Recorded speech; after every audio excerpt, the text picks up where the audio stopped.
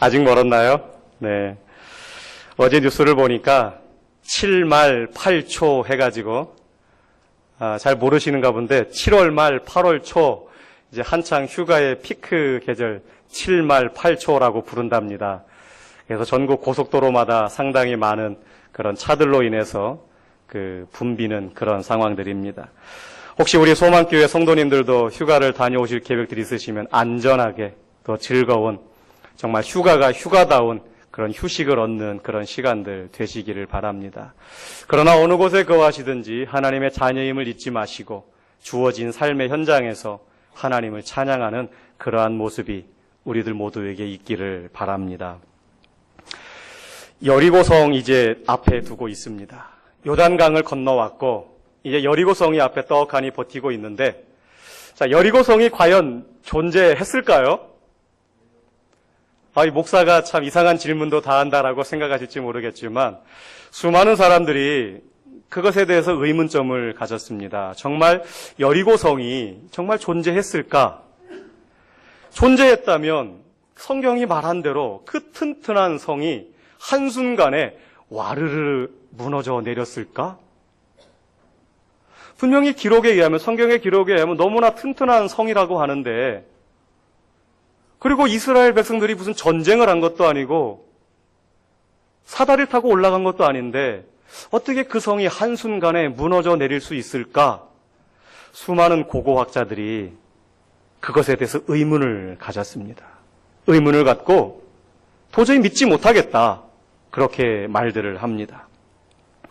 앞에 보이시는 화면은 이스라엘의 그 여리고성이 있었던 자리의 발굴 현장 사진입니다. 오늘날 우리나라도 뭔가 건물을 지으려고 땅을 파다 보니까 그 속에서 담벼락도 나오고 아니면 집터도 나오고 그렇게 나오잖아요. 마찬가지로 이스라엘도 여리고 땅, 여리고성 있는 그 주변을 공사를 하다 보니까 발굴 현장에 눈에 보이시는 것처럼 저런 성벽의 모습이 드러나더라고 하는 것입니다. 저건 누가 쌓은 것이 아니에요. 오늘날 누가 쌓은 게 아닙니다. 옛날에 여호수아 시대 때 쌓았던 그 여리고성이 묻혀져 있다가 오늘날 발굴 현장에서 드러난 것입니다. 저 역사의 발굴 현장에 수많은 고고학자들이 참여를 합니다. 특별히 윌리엄 올브라이트, 존 라이틴 등 그런 고고학자들은 성경에 대해서 늘 비평적인 그런 입장이었습니다. 이건 믿을 수가 없다. 그런데 그들이 발굴 현장에 참여해서 그 여리고성을 발굴하는 그 현장에서 보고서 그들이 내린 결론이 뭐냐? 이곳에 큰 성이 있었다. 그런데 3,400여 년 전 이 지역에 큰 지진이 있었다. 그때 큰 화재도 있었다. 발굴 현장에서 우리는 많은 양의 곡식도 발견했다. 이 사실은 그 지진이 곡식을 거둔 직후였음을 강하게 시사한다. 당시 무너진 담에 의해 사망한 것으로 확신할 수 있는 수많은 시신의 흔적도 발견했다. 이 성은 두 겹의 진흙담으로 건축되어 있었다. 이 모든 흔적은 성경에 기록된 그대로 3,400년 전 이곳에 있던 성이 갑자기 무너져 내렸음을 과학적으로 입증하는 증거들이다. 이 과학자들이 그렇게 결론을 내렸어요. 고고학자들이나 과학자들은 과학적으로 검증되지 않으면 믿지 않는 사람들이잖아요. 특히 고고학자들은 어떤 근거 자료가 나오지 않으면 도무지 믿지 않는 사람들이 고고학자들입니다. 그런데 그들이 저 여리고성 발굴 현장에 참여해서 발굴하면 발굴할수록 이 여호수아서에 기록된 그 역사의 현장이 믿어졌다라고 하는 사실입니다. 자, 여리고성에 대해서 조금 더 설명을 드리자면요. 눈에 보이시는 것처럼 여리고성은 두 겹으로 쌓여진 그런 성이었습니다. 겉에 먼저 성벽이 하나 있는데 아래쪽에는 돌로 쌓은 옹벽이 쌓여져 있어요. 아래쪽 보이시죠? 돌로 튼튼하게 쌓아놓은 성벽입니다. 여러분들이 문경세제 3관문, 1관문, 2관문을 가보셨는지 모르지만 1관문, 2관문, 3관문, 그 중에서 1관문은 정말 거대한 그런 바위돌로 그 성벽을 쌓아놨습니다. 정말 지금 봐도 튼튼합니다. 마찬가지로 여리고성도 그 거대한 돌로 옹벽을 쌓아 올렸습니다. 그리고 나서 그 위에다가 흑벽돌로 다시금 더 튼튼하게 흑벽돌로 또 쌓아 올렸어요. 그리고 나서 그 안쪽에다가 또다시 옹벽을 쌓았어요. 바깥 옹벽과 안쪽 옹벽이 넓었습니다. 보시는 것처럼 그곳에 사람들이 집을 짓고 살 정도의 그런 옹벽이었습니다. 밖에서 봤을 때 전체적인 대략의 그 옹벽의 높이는 20m 가까이 되는, 그리고 옹벽의 두께는 2m 이상 되는 그러한 두께였습니다. 얼마나 튼튼했겠습니까? 이 난공불락의 이 요새에 그 여호수아 2장에 나오는 그 기생 라합도 그 첫 번째 바깥 옹벽과 안쪽 옹벽 그 사이에다가 집을 짓고 살았던 그 라합의 집은 그쪽에 있었습니다. 자, 이 이스라엘 백성들이 이제 요단강을 건너서 여리고성 앞에 섰는데 한눈에 봐도 고개가 저절로 올라가는, 시골 분들이 서울에 올라가시면 높은 빌딩을 바라보면서 이렇게 뒷목을 잡게 되지 않나요? 네, 그런 것처럼 이 이스라엘 백성들 지금까지 이런 튼튼한 성을 본 적이 없었거든요. 그런데 별로 힘들진 않았지만 요단강을 건너왔는데 떡하니 버티고 있는 게 이 난공불락 여리고성이었습니다. 자, 이제 오늘 이 본문 속에 등장하는 이 여리고성, 이 성을 중심으로 해서 두 부류의 사람으로 나누어집니다. 한 부류의 사람은 여리고성 안에 살고 있는 사람들입니다. 그리고 또 한 부류는 여리고성 밖에서 여리고성을 이렇게 쳐다보면서 걱정하고 있는 또 한 부류의 사람들이지요. 자, 먼저 여리고성 안에 있는 사람들, 과연 그들은 누구이며 그들은 어떤 생각을 갖고 있었을까요? 우리가 미루어 짐작해 보듯이 여리고성 안에 있는 사람들은 이미 그 전에 오래전부터 그 땅에 살고 있었던 여리고 거민들이었습니다. 자, 그러면 그들은 무슨 생각을 가지고 있었느냐? 여호수아 6장 1절은 이렇게 이야기합니다. 이스라엘 자손들로 말미암아 여리고는 굳게 닫혔고 출입하는 자가 없더라. 그 여리고 성문이 아주 굳건하게 닫혀 있고 왕래하는 사람이, 들어오고 나가는 사람이 없었다라고 하는 것입니다. 그들은 출입문만 막으면 안전할 거라고 그들은 믿었습니다. 자기들이 튼튼하게 지은 이 성벽은 어느 곳으로든지 침략해 올 수 없는데 저 문만 닫으면 우리는 절대 안전하다. 그들은 그렇게 믿었습니다. 하늘을 찌를 듯이 단단히 솟은 성벽과 단단히 건축된 축대가 있으니까 무너질 염려가 없고 그 성 안에 거하기만 하면 자신들의 생명과 자신들의 재산과 자신들의 가족과 자기가 지금까지 쌓아 올리고 누리고 있었던 그 모든 것들을 안전하게 지킬 수 있으리라고 그들은 믿었습니다. 그런데 그들에게는 하나님은 없었습니다. 자신들이 쌓아 올린 성벽만 믿고 있었지, 자신들이 생각했던 그 인간적인 기술만 가지고 있었지, 그 안에는 하나님은 없었습니다. 자, 그런 그들에게 나타난 결과가 무엇일까요? 이상하리만큼 튼튼한 성벽을 가지고 있었던, 그리고 그 성 안에 거했던 이 여리고성 거민들 마음들 속에는 오히려 불안과 초조와 두려움과 걱정과 근심만이 있었습니다. 그것을 누가 증거해 주고 있냐면요, 여호수아 2장에서 기생 라합이 증거해 주고 있습니다. 여호수아 2장 9절과 11절에 보게 되면 말하되 여호와께서 이 땅을 너에게 주신 줄을 내가 아노라. 우리가 너희를 심히 두려워하고 이 땅 주민들이 다 너희 앞에서 간담이 녹나니 우리가 듣자 곧 마음이 녹았고 너희로 말미암아 사람이 정신을 잃었나니 너희의 하나님 여호와는 위로는 하늘에서도 아래로는 땅에서도 하나님이시니라. 이건 기생 라합의 고백이에요.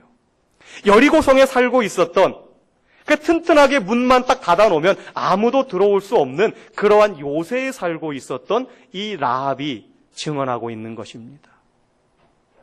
튼튼한 성 안에 있으면서 오히려 마음은 불안했다라는 것입니다. 초조했다라는 것입니다. 정신을 잃어버릴 정도로 두려움에 떨고 있는 모습들입니다. 그들이 견고한, 그들이 구축한 이 튼튼한 성은 그들에게 참된 평안을 주지 못하였습니다.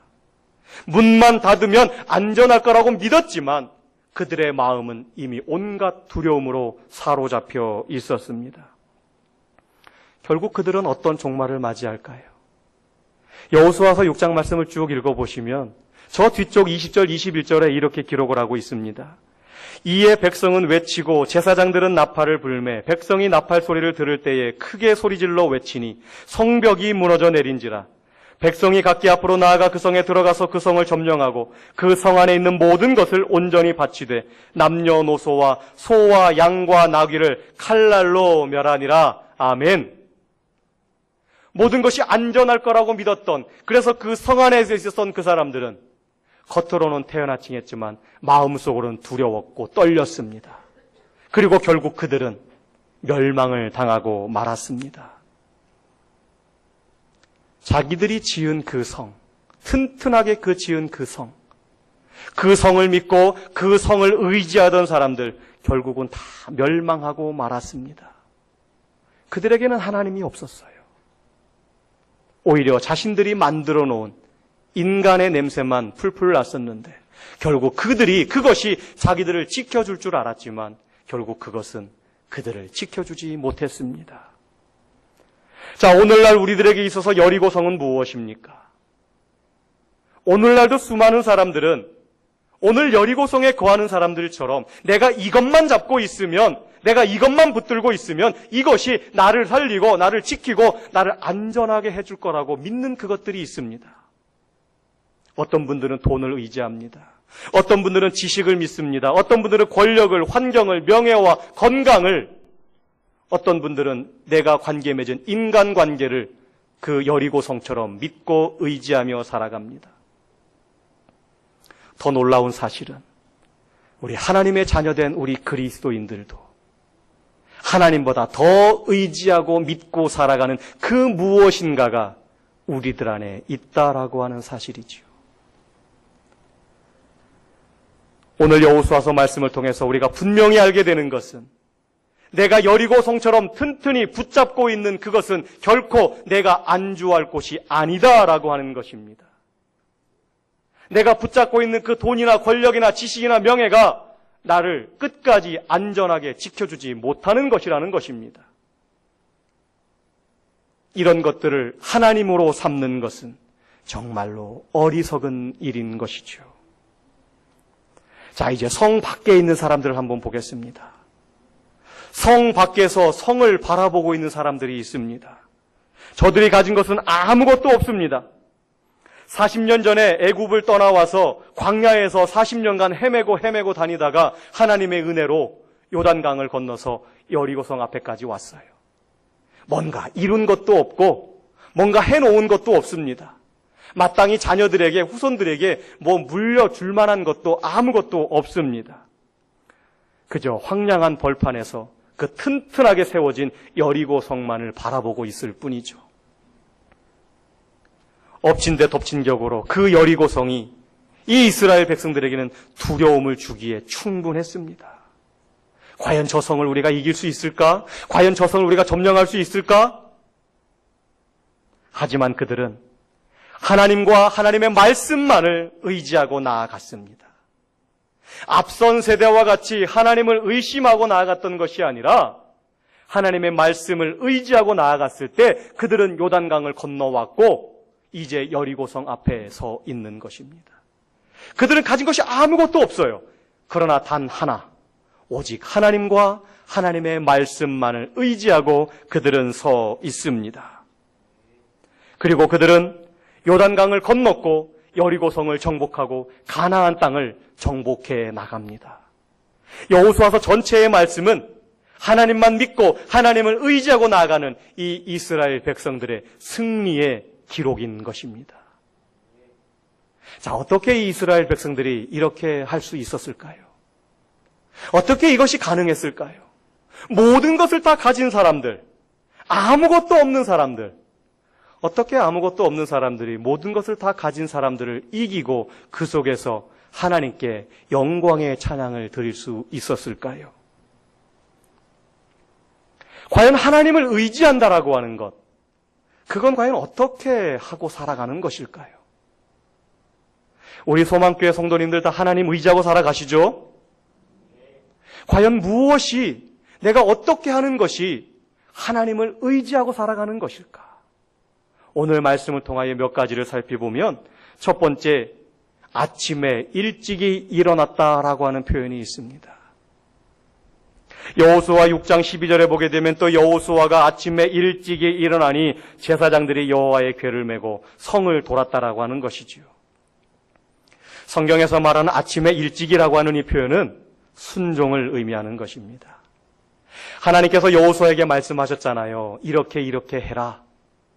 하나님으로부터 그 말씀을 들은 여호수아, 하루라도 빨리 순간 더 빠른 시간 안에 이 말씀을 지키고 싶은데 깜깜한 밤, 모든 백성들이 다 잠들어 있는 그 시간, 아마 여호수아는 이 시간을 기다리기가 힘들었을 것입니다. 하지만 날이 밝자 새벽같이 일어나서 백성들에게 나아가고 그들에게 전합니다. 그들에게 전하고 하나님의 말씀대로 여호수아는 순종했습니다. 여호수아는 앞뒤 재지 않았어요. 계산하지 않았습니다. 내가 이것을 지키는 것이 맞을까? 아니면 조금 더 뒤에 있다는 것이 맞을까? 하나님의 말씀이 여호수아에게 임했을 때 여호수아는 그 즉시 그 말씀에 순종했습니다. 여러분들은 하나님의 말씀이 여러분들에게 임했을 때 어떠한 반응을 보이시고 살아가십니까? 기록된 하나님의 말씀을 내가 읽을 때에 그 말씀을 듣고 읽고 느끼고 어떤 반응을 보이십니까? 수많은 목회자들을 통하여 선포되어지는 말씀을 듣고 그 말씀에 어떤 반응을 보이시고 살아가십니까? 진정으로 하나님을 의지하는 자, 그의 전능하심을 믿는 자의 태도를 취하고 계십니까? 오늘 여호수아가 우리에게 그 모습을 보여줍니다. 하나님을 의지하고 전능하심을 믿는, 하나님의 전능하심을 믿는 자의 첫 번째 태도는 그 말씀에 즉시 순종하는 것입니다. 창세기 22장 2절과 3절에 여호와께서 이르시되 내 아들 내 사랑하는 독자 이삭을 데리고 모리아 땅으로 가서 내가 내게 일러준 한 산 거기서 그를 번제로 드리라. 아브라함이 아침에 일찍이 일어나 나귀의 안장을 지우고 두 종과 그의 아들 이삭을 데리고 번제에 쓸 나무를 쪼개어 가지고 떠나 하나님이 자기에게 일러주신 곳으로 가더니 아멘. 아브라함은 믿음의 표현으로 하나님의 말씀을 듣고 아침 일찍이 일어나서 준비하고 떠납니다. 거리가 멀어서 아침 일찍 떠났다고요? 절대 그렇지 않습니다. 하나님의 말씀 앞에 아브라함은 머뭇거리지 않습니다. 주저하지 않습니다. 이미 선포되어진 그 하나님의 명령 앞에 아브라함은 즉시 순종을 하였습니다. 그리고 그 모습을 하나님은 믿음으로 여기시고 그를 믿음의 조상으로 아브라함을 인치셨습니다. 신약성경 누가복음 5장 5절에 예수님과 어부들의 만남이 나옵니다. 시몬이 대답하여 이르되 선생님 우리들이 밤이 새도록 수고하였으되 잡은 것이 없지만은 말씀에 의지하여 내가 그물을 내리리이다. 세상에 어떤 목수가 어부에게 물고기 잡는 법을 가르친단 말입니까? 그리고 그 말을 듣는 어부가 또한 어디 있습니까? 하지만 시몬 베드로는 그 말씀하시는 그분의 권위에 순종합니다. 예수님의 말씀이 임하자 그 즉시 밤새도록 그물을 내려서 물고기 한 마리 건지지 못했지만 하나님의 그 말씀에, 예수님의 그 말씀에 순종하여 그 즉시 그물을 내렸을 때에 상상하지도 못했던 어마어마한 물고기를 그는 얻게 되어집니다. 하나님을 의지하는 자는 아침에 일찍이 일어나는 순종의 사람들입니다. 두 번째, 하나님을 의지하는 자의 표현은 엿새 동안을 이같이 행하니라. 이 말씀에서 두 번째 비결을 얻게 됩니다. 성경에서 사흘이라고 하는 표현이 많이 나옵니다. 3일. 이 3일이라고 하는 표현이 많이 나오는데 우리가 가장 잘 아는 것처럼 예수님께서 무덤에서 3일간 계셨습니다. 요나가 물고기 뱃속에서 3일간 있었습니다. 또한 모세가 이스라엘 애굽에서 재앙을 내릴 때 10가지 재앙 중에 흑암이 애굽 온 땅을 3일간 뒤덮는 그러한 일들이 있었습니다. 또한 예수님께서 다윗에게 벌을 내리실 때 다윗에게 내가 너에게 내릴 벌을 선택을 해라. 내가 몇 가지를 이야기할 텐데 그 중에 하나를 선택해라. 그 중에 한 가지가 3일간 온역이 내리는 그러한 벌도 또한 있었습니다. 자, 성경에서 말하는 이 3일, 이것은 바로 인내, 한계를 나타내는 것입니다. 작심삼일. 첫째 날, 둘째 날은 어찌어찌 잘 지나갑니다. 내가 말한 체면도 있고, 또 아빠로서, 남편으로서, 또 내가 정말 성인으로서 내가 뱉은 말에 대한 그런 체면도 있어서 어떻게 그 약속을 지켜가려고 애를 씁니다. 근데 3일째 되는 날 대부분의 사람들이 아유, 이틀 했으면 됐어. 이만하면 잘한 거야. 그러고 포기하죠. 그러고 나서 다시 한번 또 마음을 새롭게 합니다. 어쨌거나 작심삼일이라도 3일째 되는 날 다시 한번 작심하시고 꾸준히 바꿔 가십시오. 성경에서 말하는 이 3일이 갖는 의미는 하나님의 숫자로서 완전한 숫자를 의미합니다. 그런데 우리 인간에게는 인간의 한계, 인간이 가질 수 있는 인내점, 그것을 나타내고 있는 것이죠. 그런데 오늘 이스라엘 백성들은 그것을 엿새 동안 했다라고 표현하고 있습니다. 3일도 어려운데 6일간 그것을 지속했다라는 거죠. 극한의 인내를 말하는 것입니다.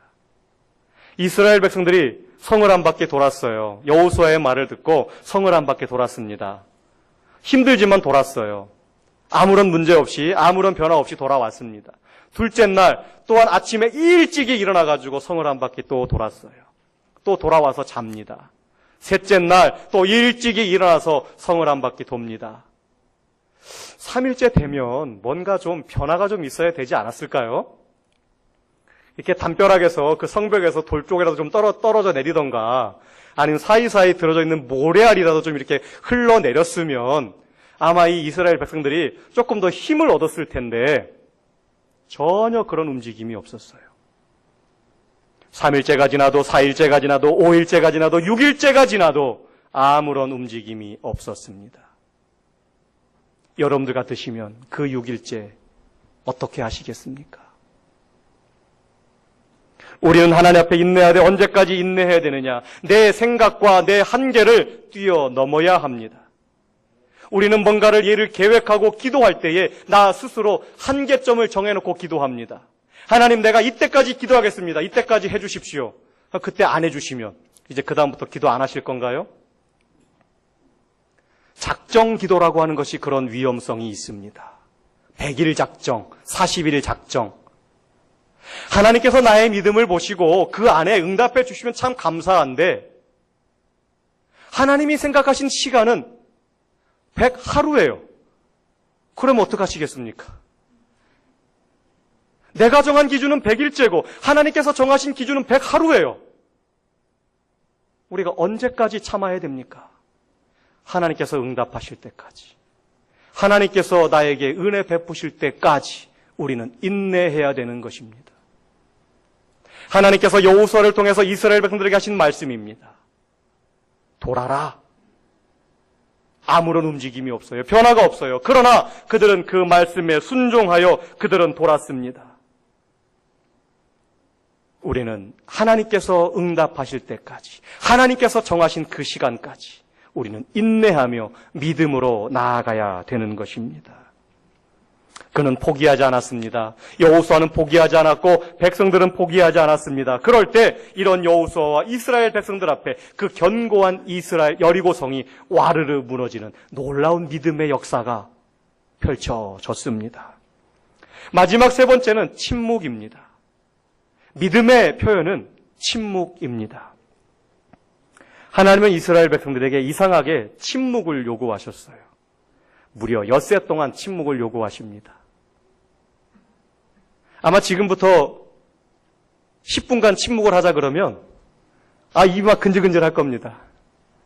특히 방송에서 1분간만 침묵이 있으면 그건 방송사고입니다. 그런데 우리는 하나님 앞에서 자주 침묵의 시간을 가져야 합니다. 하나님께서 여호수아 6장 10절에 이렇게 말씀하십니다. 여호수아가 백성에게 명령하여 이르되 너희는 외치지 말며 너희 음성을 들리게 하지 말며 너희 입에서 아무 말도 내지 말라. 그리하다가 내가 너희에게 명령하여 외치라 하는 날에 외칠지니라 말씀하고 있습니다. 내 눈앞에 아무 일도 일어나지 않아도 침묵하는 것입니다. 만약에 이스라엘 백성들이 땀 흘려 한 바퀴를 돌았는데 아무 일도 일어나지 않았어요. 둘째 날 돌았습니다. 셋째 날 돌았습니다. 참을 만큼 참았어요. 넷째 날 돌아도 아무 일도 일어나지 않아요. 만약에 그들이 입을 벌려 말하기 시작했다면 어떤 말이 나왔겠습니까? 지도자 여호수아를 향해서 좋은 말이 나왔을까요? 인도자 하나님을 향하여 좋은 말이 나왔을까요? 결코 그렇지 않을 것입니다. 사람의 습성을 우리가 알고 있습니다. 그들은 입만 열면 불평, 불만, 원망이 쏟아져 나왔을 것입니다. 왜 우리로 하여금 이렇게 쓸데없는 수고를 하게 하느냐? 하나님께서는 그 입을 막으셨습니다. 오히려 입을 벌림으로 인해서 하나님의 은혜 받을 것을 걷어차버리는 그러한 것을 방지하시기 위해서 하나님은 이스라엘 백성들에게 침묵을 요구하셨습니다. 그렇게 6날을 돌았습니다. 그리고 마지막 날 외치라 라고 하는 그 말에 그들이 담대히 외쳤을 때에 여리고성이 와르르 무너져 내렸습니다. 하나님은 우리에게 침묵을 요구하십니다. 그리고 하나님의 때에 하나님께서 말씀하라고 하실 때에 우리는 그때 주저하지 말고 담대히 하나님의 말씀을 외쳐야 하는 것입니다. 잠잠해야 할 때 잠잠하고 외쳐야 할 때 외칠 때 여리고성이 무너지는 역사가 우리들 눈앞에 펼쳐집니다. 아침에 일찍이 일어나서 믿음으로 순종하시고 엿새 동안 성을 돌면서 믿음으로 인내하시고 침묵하면서 믿음으로 절제의 삶을 살아가시기를 바랍니다. 하나님께서 인류에게 하신 첫 번째 질문이 있어요. 창세기 3장 9절에 보게 되면 하나님께서 아담에게 내가 어디 있느냐? 그때는 아담이 범죄하고 하나님이 두려워서 숨어 있던 때였습니다. 네가 어디 있느냐? 숨어 있으면 하나님이 못 찾을 줄 알았어요. 하나님이 모를 줄 알았습니다. 그곳에 있으면 안전할 거라고 생각을 했지요. 하나님이 묻습니다. 네가 어디 있느냐? 사랑하는 성도 여러분, 지금 내가 어느 곳에 있는지 그 위치를 명확히 알아야 됩니다. 여러분들 지금 성 안에 있습니까? 밖으로 나오십시오. 하나님보다 더 굳건히 의지하고 있는 그것이 여러분들을 지켜주지 못합니다. 결코 그것이 여러분들을 안전하게 하지 못합니다. 과감하게 떨쳐버리시고 하나님께로 나오시기를 바랍니다. 하나님보다 무언가를 더 의지하고 사랑하는 것, 그것이 바로 성 안에 거하는 것입니다. 아니면 어떤 분들은 성 밖에 있으십니까? 그래서 아무것도 가진 것도 없고 이룬 것도 없이 세상에 던져져 있습니까? 마치 여러분들 앞에 거대한 여리고성이 떡하니 버티고 있는 것 같은 그러한 절망감 속에 계십니까? 그래서 낙심이 되십니까? 눈을 크게 뜨십시오. 자세히 보십시오. 그곳에 하나님께서 함께 계십니다. 하나님께서 나와 함께 하시고 내가 하나님께로 피할 때에 하나님은 나를 들어 사용하십니다. 이스라엘 백성들 아무것도 가진 것 없었습니다. 오직 하나님과 하나님의 말씀만을 의지하였습니다. 믿음으로 순종하였고 믿음으로 인내하였고 믿음으로 절제하였습니다. 여러분들 하나님 앞에 여러분들의 믿음을 보이시기를 바랍니다. 아침에 일찍이 일어나는 하나님의 말씀이 나에게 임했을 때 그 말씀에 즉시 순종하시길 바랍니다. 믿음으로 인내하시기를 바랍니다. 사람과 하나님을 원망하지 마시고 침묵하시며 하나님 앞에 믿음의 절제의 모습을 보이시기를 바랍니다. 그리고 하나님께서 말씀하실 때 외쳐야 할 때 담대히 그리스도의 복음을 이 세상 가운데 담대히 외치고 살아가시기를 바랍니다. 사랑하는 성도 여러분, 우리들 모두가 성 밖에 있어서 아무것도 없지만 하나님 한 분만으로 만족하는 그 하나님을 의지하고 나아가는 믿음의 표현이 저와 여러분들의 삶 속에 날마다 있기를 주님의 이름으로 축원합니다. 기도하십니다. 하나님 아버지